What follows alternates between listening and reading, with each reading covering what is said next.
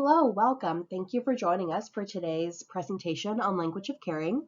Our visibility module session 3 will go over appointment issues, walk-ins, and cancellations.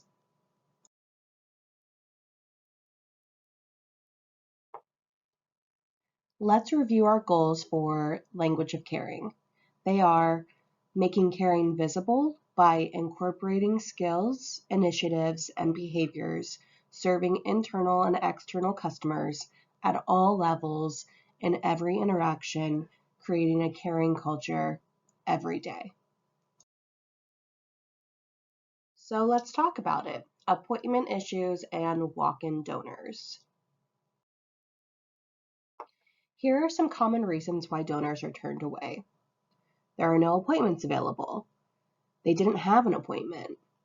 The donor was not notified of a canceled appointment. The system allowed a last-minute appointment on full capacity drives. The donor was late for their appointment. A machine is not available or broken. There's overbooking or no appointments available, or perhaps the team is out of supplies. Here are some common phrases donors report hearing as they are turned away when attempting to donate blood. We can't take walk-ins. Walk-ins aren't welcome. You don't have an appointment, so we can't take you today. We are fully or overbooked. I don't understand why you were able to make the appointment. It shouldn't have let you. Oh, no one called you? Oh, we can't take you. It looks like your appointment was double booked. Or we just say nothing. Donor waits and donor is ultimately turned away after waiting.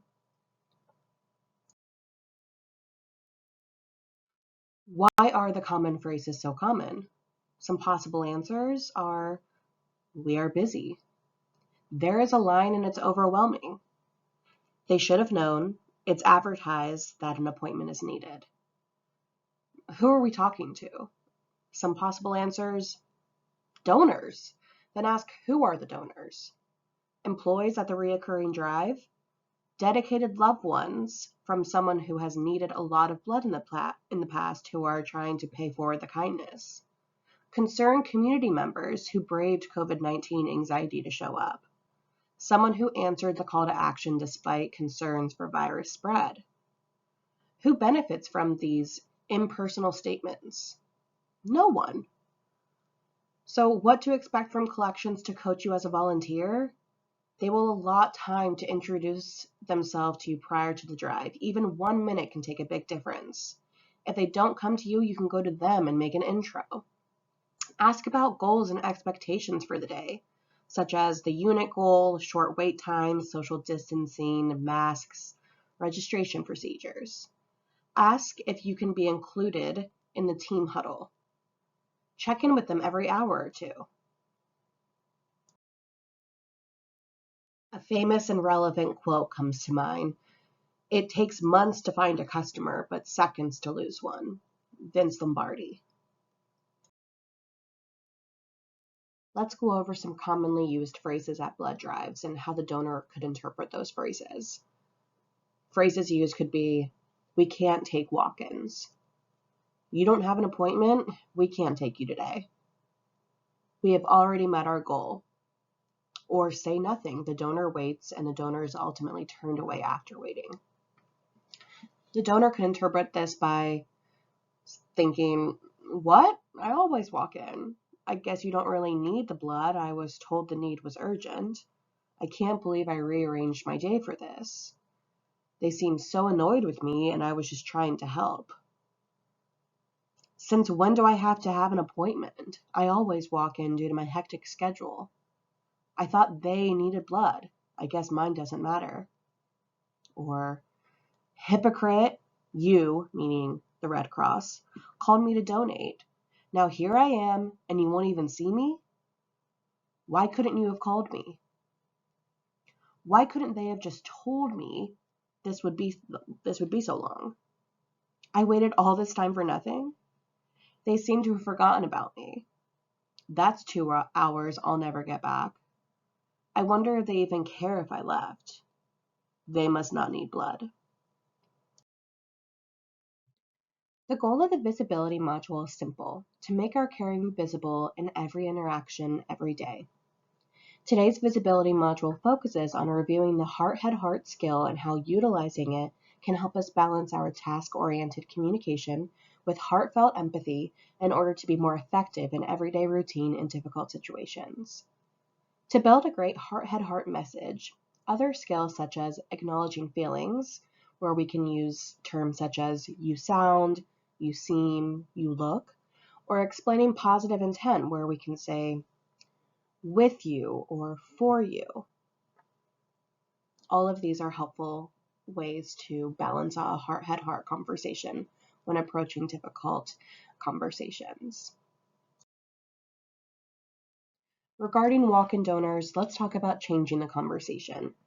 Be mindful of the donor's time and effort to donate in order to take the conversation from good to great.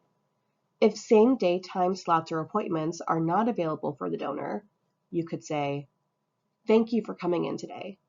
I'm so sorry to share that our appointments are full for today. I'd love to get you set up for an appointment soon, though. Do you have the blood donor app?"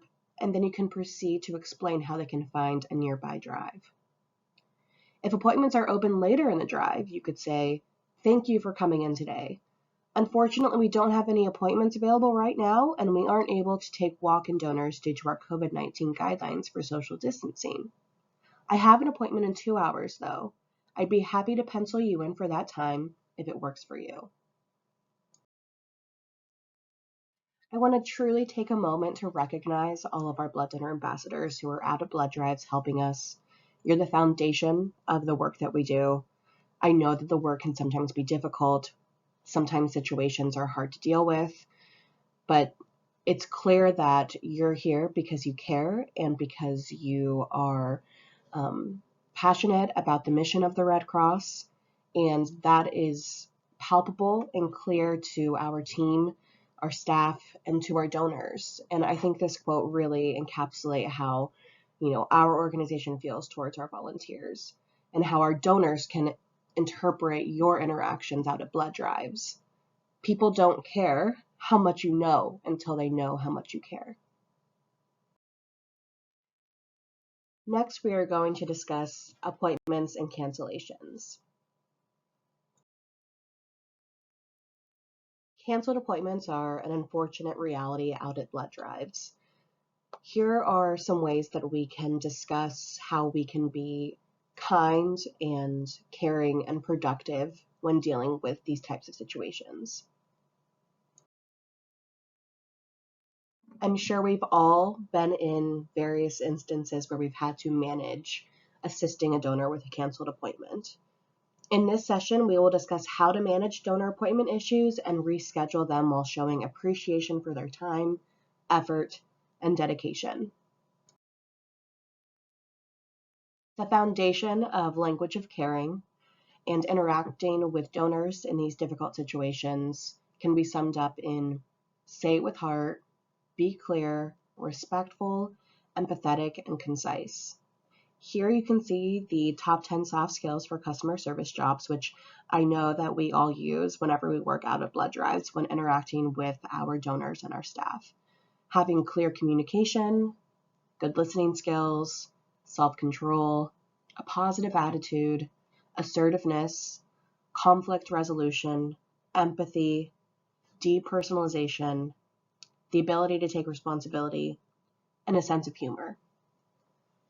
When tasked with difficult conversations, such as turning a donor away at registration or working through a day of being short-staffed, it's vital to remember to be clear, empathetic, and honest with each donor.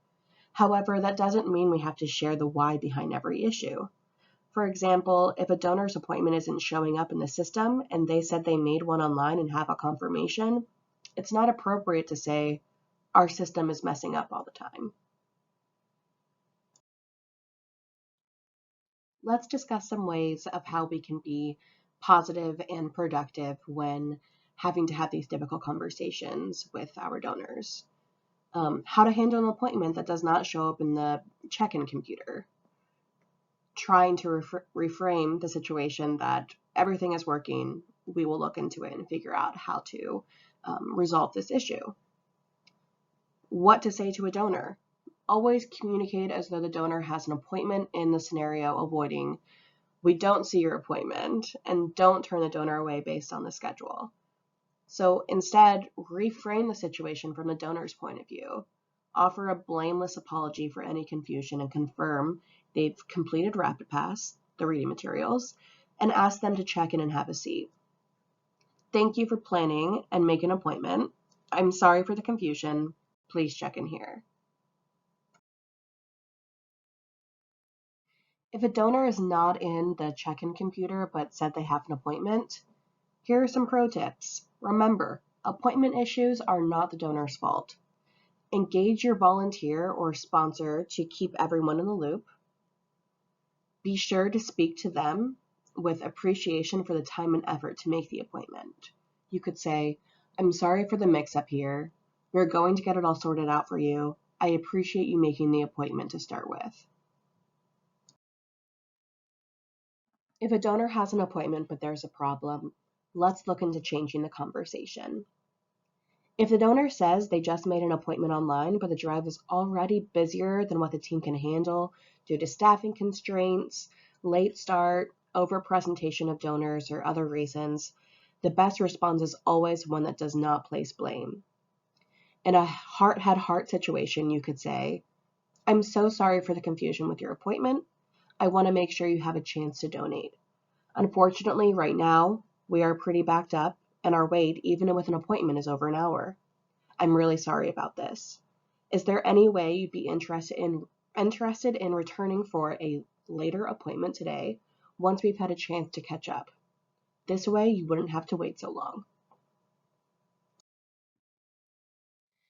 In this slide, we'll go over common situations that would cause long wait times or appointment cancellations, what to do, and how to respond in a blameless way. The first scenario, the staff is short and due to call-outs or turnover, and we'll have to turn donors away. What to do? Let the donor know you're sorry for their inconvenience. A way to respond in a blameless way, you could say, "Thank you for coming in today. I'm so sorry to share that we have a significant wait time today, and I don't want you to have to wait in the queue for so long. Would you be interested in coming back for a later appointment or rescheduling for another day?" Or if a donor made a same-day appointment and it's not showing up anywhere and the drive is already overbooked, what can you do? Treat the donor like they have an appointment and work them in and offer another time in the drive. You could respond by saying, "I'm sorry for the confusion with your appointment. Please sign in here and have a seat. If there's a significant wait time, be sure to let the donor know." Also, if there's over-presentation of donors causing major delays, you can discuss with the sponsor of the blood drive or the blood drive team and make proactive calls to donors to move or cancel their appointments before they arrive, and thank every donor upon arrival and departure. You could also respond by saying, "Thanks for coming in today. We're having a great day here at," put the details of where you are and what the blood drive is. "What a great community you have here. I don't want you to have to wait excessively, so I'm happy to set you up with a later appointment if you'd like. That way you won't spend all of your time waiting." This concludes our presentation on appointment issues, walk-ins, and cancellations. We will take time after this presentation is complete to have an open discussion if you have any questions about anything we've gone over or any situations that you've been in that you would like to discuss with the team here in an open forum. Always remember that customer service represents the heart of a brand and the hearts of its customers. Thank you so much for coming. We couldn't do this work without our volunteers, and we are so grateful that you're a part of our team.